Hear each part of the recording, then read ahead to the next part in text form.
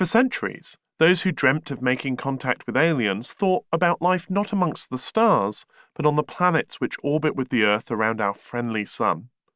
For most of astronomical history, it seemed natural that the worlds which share their basic characteristics with Earth would be homes to life. Percival Lowell certainly believed that Venus, and in particular Mars, were inhabited. As humanity continued to explore the solar system, sending out robotic probes from Earth to prod, poke, and picture our neighbouring worlds, it became obvious that it was increasingly unlikely that our first encounter with an alien species will occur on the desert surface of dusty Mars, for so much of history considered the most likely home for life beyond Earth.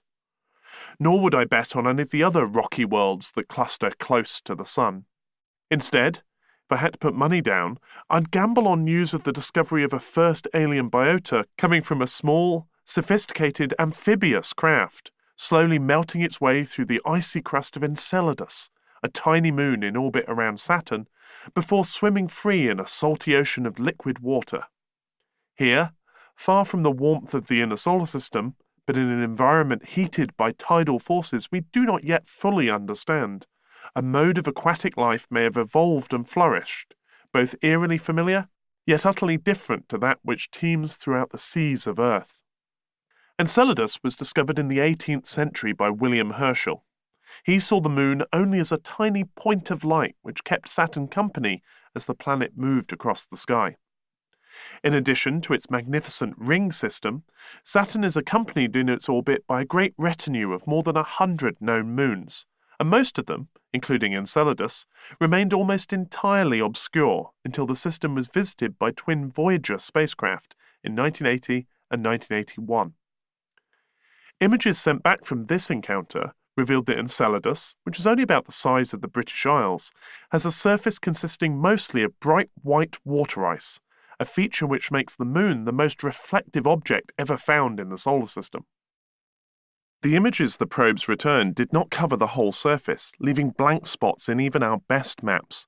But even from what was reported from these brief flybys, it is possible to see that half the Moon is smooth, the ice broken by just a few odd, sinuous features which streak across an otherwise monotonous surface, while the other half is clearly different, marked by numerous large craters.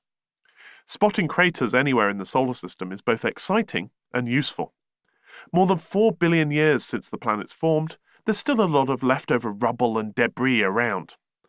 The old trope of an asteroid belt dense enough to hide a ship in, a staple of the science fiction I was raised on, not least so many Star Trek episodes, may be unrealistic, as even in the most congested bit of the main asteroid belt, which lies between Mars and Jupiter, there will be, on average, nearly 1 million kilometres between neighbouring rocks of any size at all.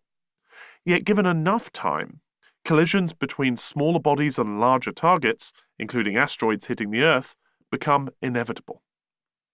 On our own planet, most incoming objects, particularly the smaller ones, burn up in the atmosphere and do little damage.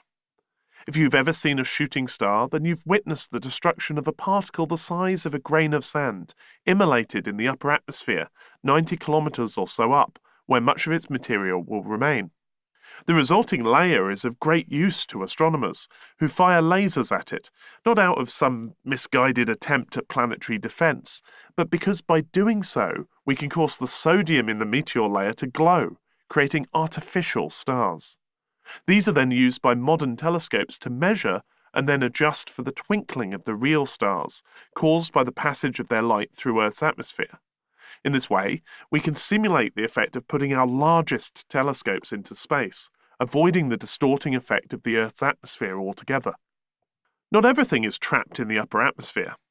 An estimated 100 tons of space dust does make it to the Earth's surface each year, settling slowly onto the ground, which means that if you've neglected to clean your gutter recently, it likely contains at least 1 grain of interplanetary material, though it might not be easy to find. Most things larger than a dust grain will burn up on the way to the surface. Because of the thickness of the Earth's atmosphere, only the largest incoming bodies have a hope of reaching the surface, but they do make it occasionally. One, for example, fell through a roof and neatly plopped into a washing basket belonging to a resident of Park Forest, just outside of Chicago, in 2003.